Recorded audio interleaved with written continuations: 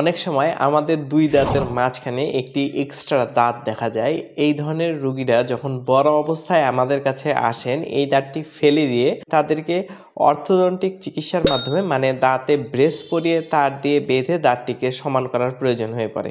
কিন্তু এই দাঁতটি যখন মানুষের মুখে আসে, মানে যখন তার ডেসিডুয়াস ডেন্টিশন শেষ হয় এবং পার্মানেন্ট ডেন্টিশন শুরু হয়, এই সময়টিতেই সাধারণত মানুষের মুখে এই মিজিওডেন্স বা এক্সট্রা দাঁত এসে থাকে। এই বয়সটি সাধারণত 7 থেকে 8 অথবা কারো আরও আগেই এসে থাকে।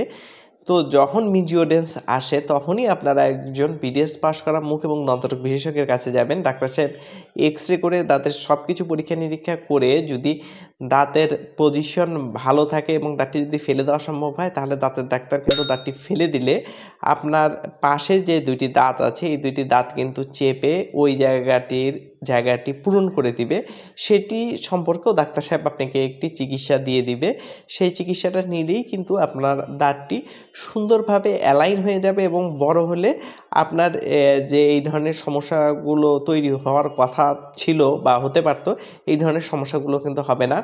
আমাদের কাছে এই বাচ্চাটিও কিন্তু তার মাঝখানে একটি মিজিওডেন্স নিয়ে এসেছিল। তো বাচ্চাটির বয়স তখন ছিল 7 বছর। আমরা তার মিজিওডেন্স দেখে তাকে প্রয়োজনীয় পরীক্ষা নিরীক্ষা শেষে তার বাবা মাকে বুঝিয়ে বলেছি, আপনারা বাচ্চাটির মিজিওডেন্স ফেলে দিন। বাচ্চাটি তার মিজিওডেন্স ফেলে দিয়েছে এবং 1 বছর পরে বাচ্চাটি যখন আমাদের কাছে এসেছে, আমরা তার মানে ইমপ্রুভমেন্ট দেখে নিজেরাই অবাক হয়ে গেছি যে তার মাঝখানের যে গ্যাপটি এটি একদম ক্লোজ হয়ে গেছে এবং তাকে দেখতে অনেক ভালো দেখাচ্ছে। তার ছোটোখাটো আরও কিছু সমস্যা আছে, সেগুলো আমরা আস্তে আস্তে কারেকশন করে দিব।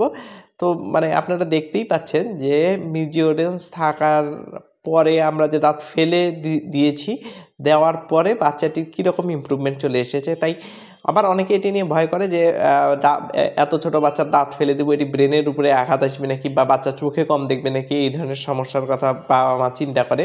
আসলে কিন্তু ঘটনা এরকম কিছুই না। বাচ্চাটা কিন্তু এখনও ভালো আছে, সুস্থ আছে। এই ধরনের রুগীদের কাজ করার সময় আমরা সাধারণত স্টেপ বাই স্টেপ ছবি নেওয়ার চেষ্টা করি।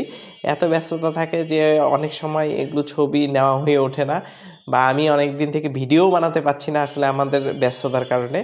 তো আজকে চিন্তা করেছি যে আপনাদের সাথে একটু কথা বলবো, এই বিষয়টি নিয়ে সচেতন করবো। যার কারণে আজকে এই ছোটো ভিডিওটি বানানো।